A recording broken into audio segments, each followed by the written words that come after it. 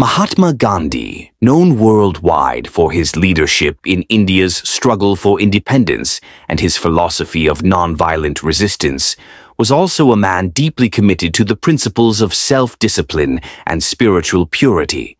However, one of the most controversial and often misunderstood aspects of Gandhi's personal life involved his unusual sleeping arrangements, which he claimed were part of his vow of celibacy, brahmacharya.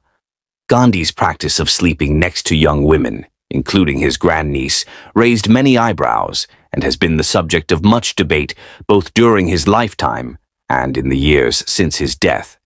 To understand the reasoning behind Gandhi's strange sleeping practices, it is essential to first grasp the concept of brahmacharya, a Sanskrit term that refers to the practice of celibacy, self-restraint, and control over desires, particularly sexual ones. For Gandhi, brahmacharya was not just about refraining from physical intimacy. It was about achieving complete mastery over his senses and desires in order to focus entirely on his spiritual and political mission.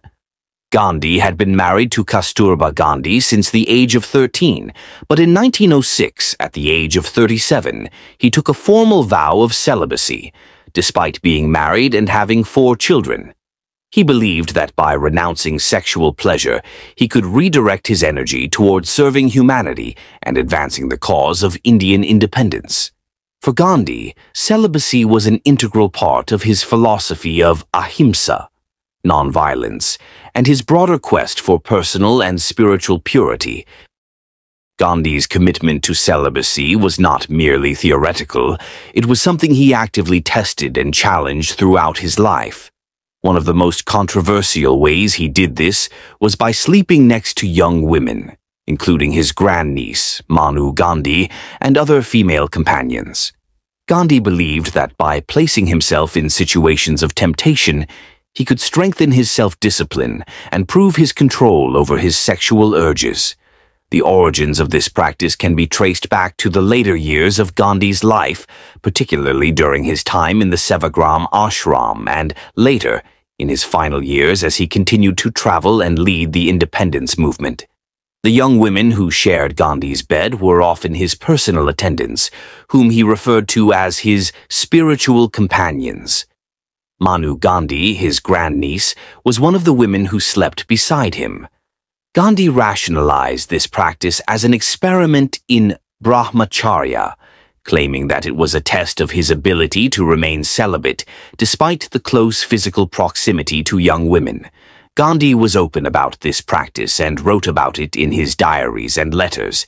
He defended his actions by asserting that the relationships were purely platonic and that the women involved were aware of his intentions.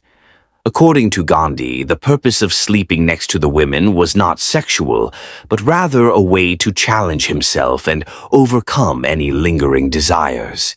He claimed that by doing so, he could achieve a higher level of spiritual purity and discipline.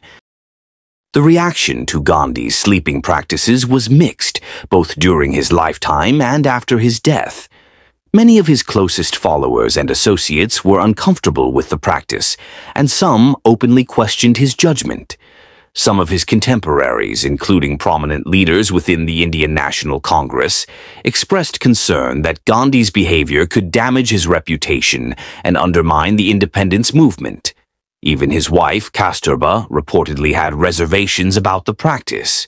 Kasturba Gandhi had long accepted her husband's vow of celibacy, but she was said to have been distressed by his decision to sleep alongside young women, especially in the later years of their marriage. Nevertheless, she remained by his side and continued to support him in his public and political life. The Indian press, too, reported on Gandhi's unusual sleeping arrangements, though with a degree of caution, given his immense popularity and influence. Western journalists, however, were less restrained in their coverage, and Gandhi's practice became the subject of much speculation and criticism abroad. Many in the West viewed the practice as bizarre, if not outright inappropriate, and it fueled a perception that Gandhi was a complex and at times contradictory figure.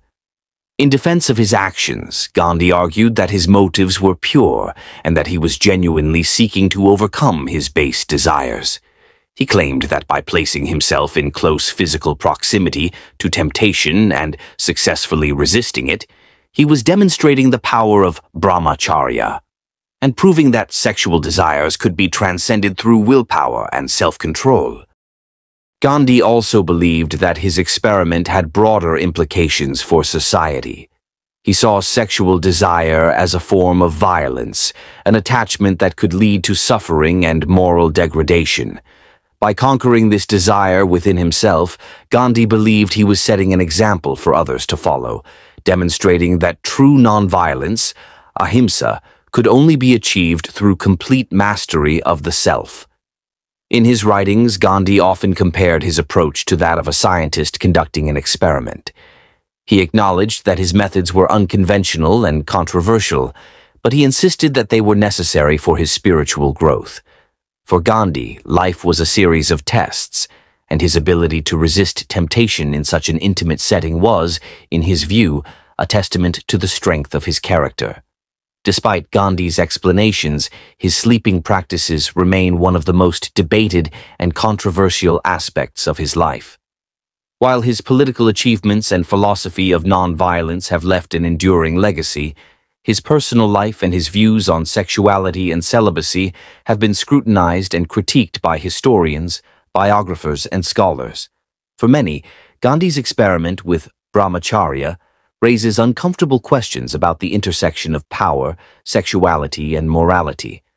Some have argued that his actions were inappropriate, given the significant age difference between him and the young women involved, and that his position of authority may have created a power imbalance in these relationships.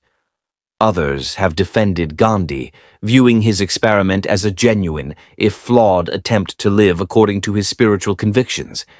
They argue that Gandhi's commitment to brahmacharya was sincere, and that he truly believed he was setting an example of self-discipline and moral purity.